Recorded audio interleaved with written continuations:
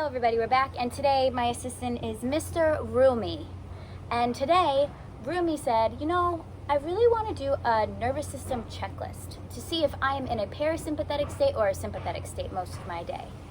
Right, Rumi? So what does that even mean? Well, our nervous system, we have a part of it called the autonomic nervous system, which means it happens automatically, things we don't have to think about, like digestion, our heart rate, our blood pressure, our body temperature. It's things that our body's gotten taken care of.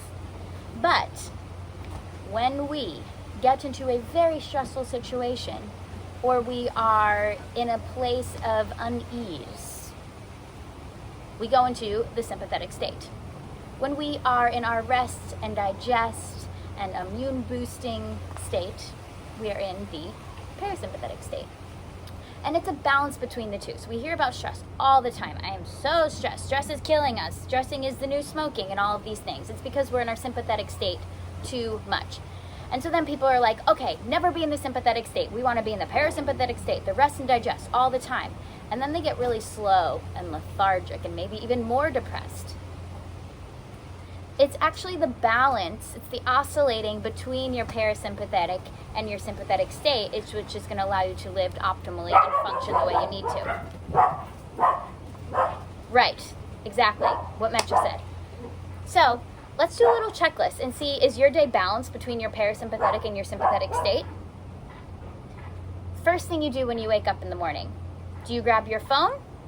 Or do you open your eyes and take a couple of deep breaths, maybe stretch your body a little bit, maybe do a meditation practice, go for a walk on the beach, read a book?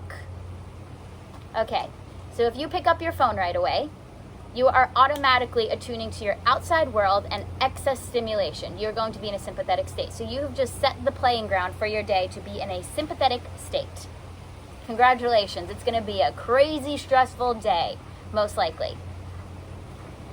And then you check your phone, and then you leave your bedroom, and maybe you've got animals or a family, and they're already like scratching at you, itching at you, calling your name, asking you to do 60 other things. You hear the laundry buzzer go, you see that there's dishes still in the sink, and so you get to those tasks. You keep going and going and going. And it's important to be in like a high beta brainwave functioning state at that point, because you're taking care of others. You got to take in the environment. You have to use your logic, and you have to get everything done before 8 a.m. So rightfully so. Okay, you got the tasks done, great. And now you go and jump back on your computer to get into your work. And you probably haven't taken many deep breaths within that. So you're in this state to get it all done. We need that stimulation, yes, to get it done. But do we ever come back down to that parasympathetic state?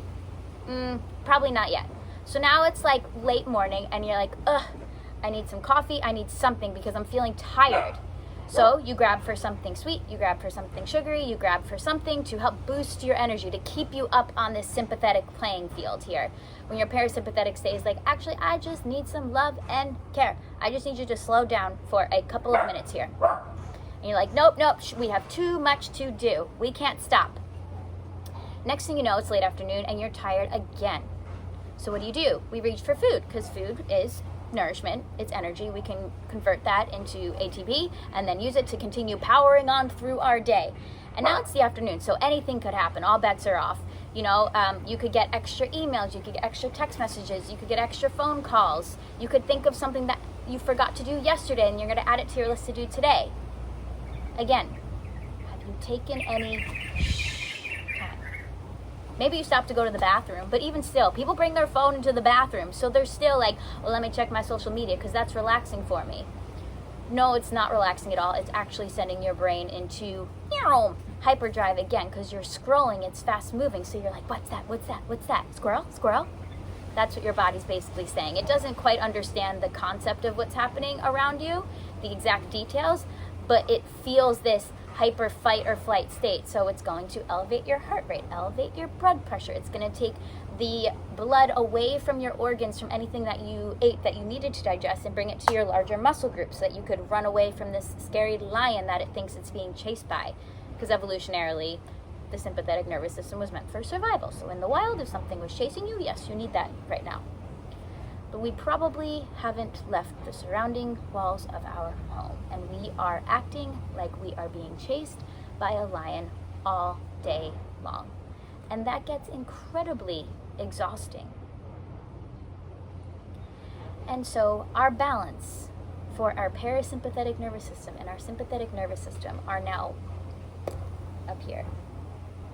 And sometimes we just exhaust ourselves so much because we're going, that we have to, that we crash into our parasympathetic state.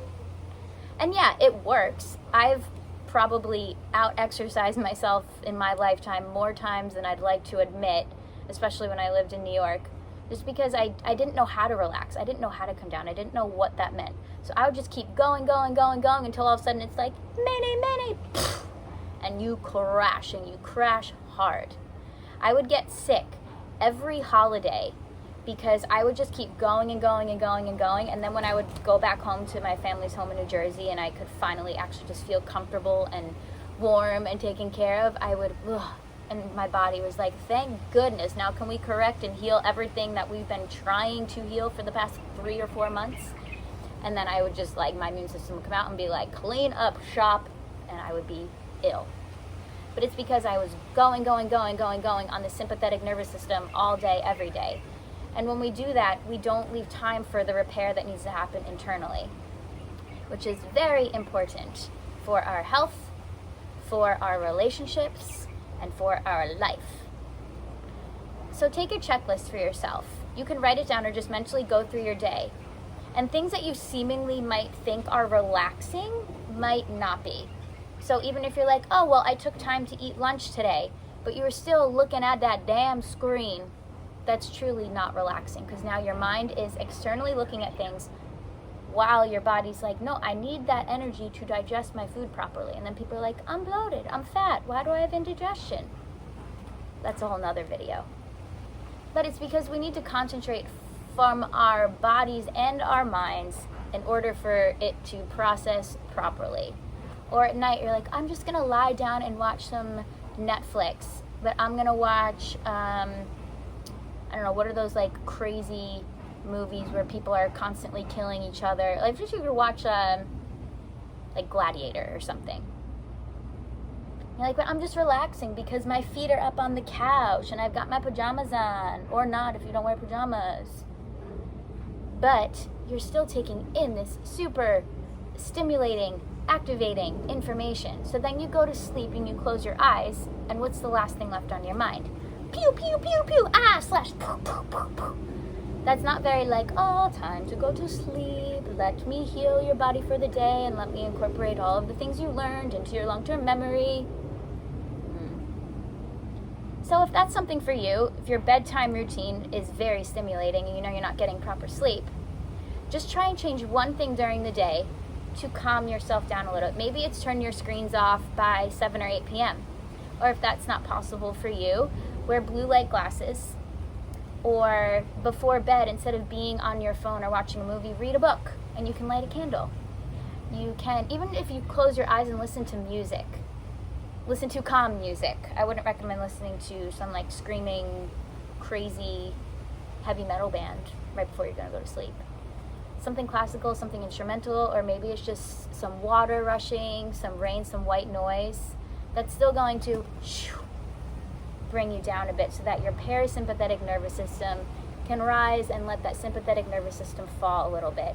And the more we practice this wavering between the two, because they're both very important. We don't want to live in one. Most of the time we live in this sympathetic state all the time, hence the reason stress and illness and lack of immunity are such big things. We just want to bring this up and let this be quiet for a little while. And then we're recharged so that when we need to be like all hands on deck, boom, this one is super strong and powerful and we're ready to go. And then we can take a break from that a little bit and rebuild and rejuvenate and do all the things, and then poof, bring it back up again. And that's how we balance out our life. You know, we're always talking about this life balance. Well, from the nervous system perspective, it's your parasympathetic state and your sympathetic state. So let's come back to this natural rhythm that our body knows how to have with this parasympathetic and sympathetic state. Just with a few little easy changes that you can do during the day.